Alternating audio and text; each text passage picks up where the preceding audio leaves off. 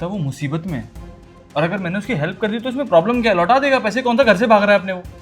ठीक है, एक काम करते हैं, उसके घर ही चलते हैं। बोल दूंगी, मैं बात कर लूंगी खुद से। तुमसे तो कुछ नहीं हो पाएगा, मैं करती हूँ, चलो मेरे साथ। पागल हो गई हो तुम यार, वो बेचारा वैसी प्रॉब्लम में है, तुम उसके घर जाके ड्रामा करना चाहते हो, वो भी सिर्फ 25,000 के लिए। जितना बोल रही हूँ उतना करो, चलो मेरे साथ। ठीक है चलो। सुनिए, अपने बड़े भैया को बुला दीजिए आप। कौन बड़े भैया? यहाँ पर तो मैं अकेला रहता हूँ और ना कोई मेरा बड़ा भाई है। और आप लोग कौन है? अरे भैया, आप ये कैसी बात कर रहे हैं? सच में ये यहाँ पे आप ही रहते हैं? मेरे हिसाब से तो ये घर विभोर का होना चाहिए। विभोर? ये विभोर कौन है? और मैं तो यहाँ 10-15 दिन पहले शिफ्ट हुआ हूँ और मैं नहीं जानता किसी विभोर को। चलो हो गया, सुन लिया ना तुमने? देखा था कितनी बातें बना रहे थे तुम तो मुझसे। पड़ोसी है, ठीक है, कोई बात नहीं, उसकी मम्मी की तबीयत सही नहीं है, पैसे दे देगा। देखा, रहता भी नहीं है वो वहां पे।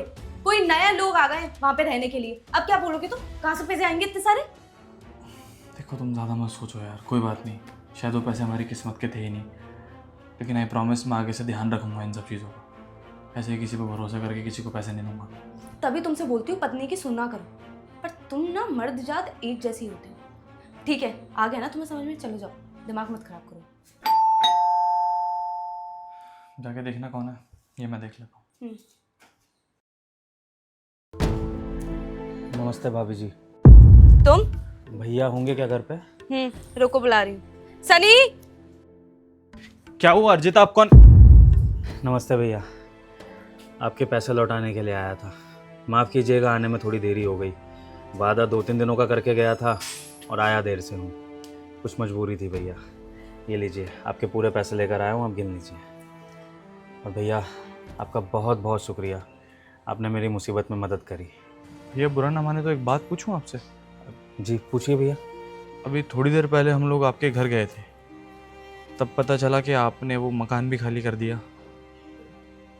माँ कैसी है आपकी अब? हाँ भैया, मेरी माँ अब ठीक है। आपके दिए पैसों से और एक जगह और से मैंने उधार ले लिए थे, ऐसे करके मैंने अपनी माँ के इलाज के लिए पैसा इकट्ठा कर लिया था। माँ बिल्कुल ठीक है। हाँ, ये घर मुझे इसलिए छोड़ना पड़ा था भैया, क्योंकि ये मेरा अपना घर थोड़ी था, किराए पे रहता था।